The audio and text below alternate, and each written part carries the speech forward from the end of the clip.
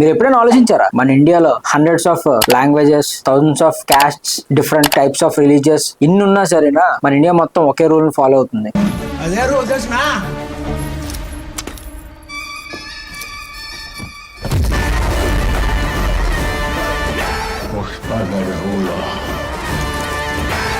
అసలు పవర్ ఎక్కడి నుంచి వస్తుంది? సినిమాలో అయితే హీరోకి డైరెక్టర్ ద్వారా వస్తుంది, కానీ మన ఇండియాకి పవర్ మన రాజ్యాంగం, మన కాన్స్టిట్యూషన్ నుంచి వస్తుంది.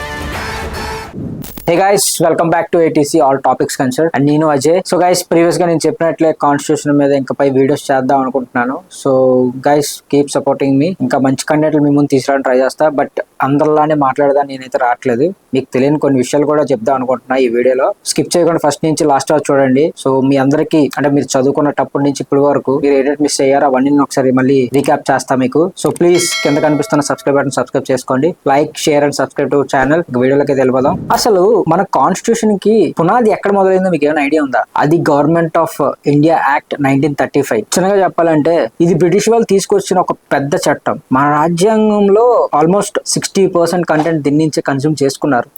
మెయిన్ గా federal structure, governance and judiciary, main గా ఈ 3 పాయింట్స్ ఈ గవర్నమెంట్ ఆఫ్ యాక్ట్ ఇండియా దగ్గర నుంచే బ్లూ ప్రింట్ తీసుకున్నాం మనం. ఇకపోతే మన కాన్స్టిట్యూషన్ వరల్డ్ లోనే one of the lengthiest written constitution. దీన్ని రాయడానికి doctor B R Ambedkar and team కి 2 years 11 months and 18 days time పట్టింది.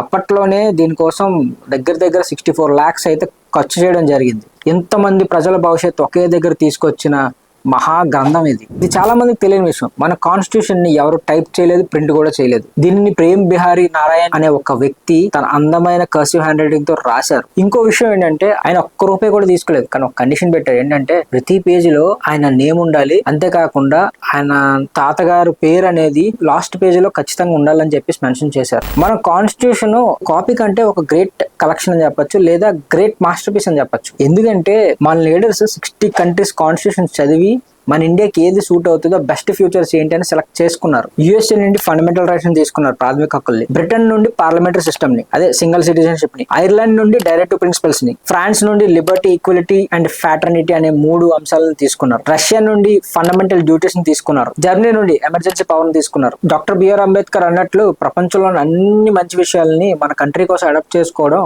మన తెలివితేటలకు నిదర్శనం. సో మీ అందరు కూడా డౌట్ రావచ్చు, ఇందాక ప్రేమ్ నారాయణ్ గారు రాశారు కదా, పేపర్లు ఎప్పటికైనా పాడైపోతే అది ఎన్నో 100 సంవత్సరాల ముందు రాశారు, ఆల్మోస్ట్ ఇప్పటికి కూడా ఉన్నాయా అని మీకు క్వశ్చన్ రావచ్చు. హ్యాండ్ రైటింగ్ పేజెస్ అనేవి పాడైపోవా అనే క్వశ్చన్.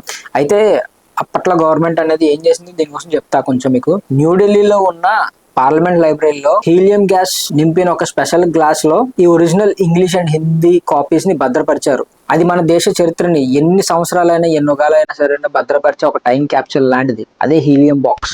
అయితే లాస్ట్ గా ఒకటి చెప్పాలనుకుంటే, కాన్స్టిట్యూషన్ అంటే బుక్ మాత్రమే కాదు కదా, అది మనకి ఇచ్చిన ఒక ధైర్యం. పోలీసుని క్వశ్చన్ చేసే రైట్, నచ్చిన దేవుడిని పూజించుకునే ఫ్రీడమ్, 5 ఏళ్ళకి ఒకసారి ఎలక్షన్ జరిగితే ఓటు వేసి మన లీడర్ని మనం మెచ్చుకునే పవర్, ఇదంతా మన కాన్స్టిట్యూషన్ వల్ల వచ్చింది.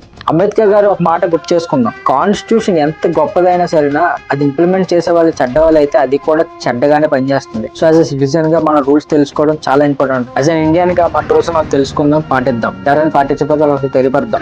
సభ్యమైనది సరైనది సంకల్పించి అడుగు ముందుకు వేస్తే అసాధ్యమైనది కూడా ఖచ్చితంగా సాధ్యపడుతుంది సార్, అసాధ్యమైనది కూడా ఖచ్చితంగా సాధ్యపడుతుంది. సో గైస్, ఈరోజు చెప్పిన వీడియో కానీ మీకు ఎంతో కొంత నాలెడ్జ్ పిల్ల గెయిన్ అయ్యి ఉంటే కొంచెం లైక్ చేయండి, షేర్ కూడా చేయండి మీ ఫ్రెండ్స్ తో. అంతేకాకుండా నేను ఇంకా బెటర్గా ఇంప్రూవ్ చేయడానికి నేను ఏదైనా తప్పులు మాట్లాడున్నా సరేనా, నేను ఏదైనా ఇన్ఫర్మేషన్ తప్పు చెప్పుకున్నా సరేనా కింద కామెంట్ లో కూడా మెన్షన్ చేయండి, నేను కరెక్ట్ చేసుకుంటాను నెక్స్ట్ టైం నుండి. సో ఇది ఒక బూస్టింగ్ లాగా ఉంటుంది. సో ప్లీజ్ ఏంటంటే ఒక 10 మందికి షేర్ చేయడం వల్ల నాలాంటి క్రియేటర్స్ ఇంకొంచెం గ్రో అయ్యే ఛాన్సెస్ ఉంటుంది. So please like, share and subscribe to our channel ATC all topics considered. Constitution లో ఏ రైట్స్ ఉంటాయి ఏంటి అనేది మనం నెక్స్ట్ వీడియోలో మాట్లాడదాం. అండ్ జై హింద్.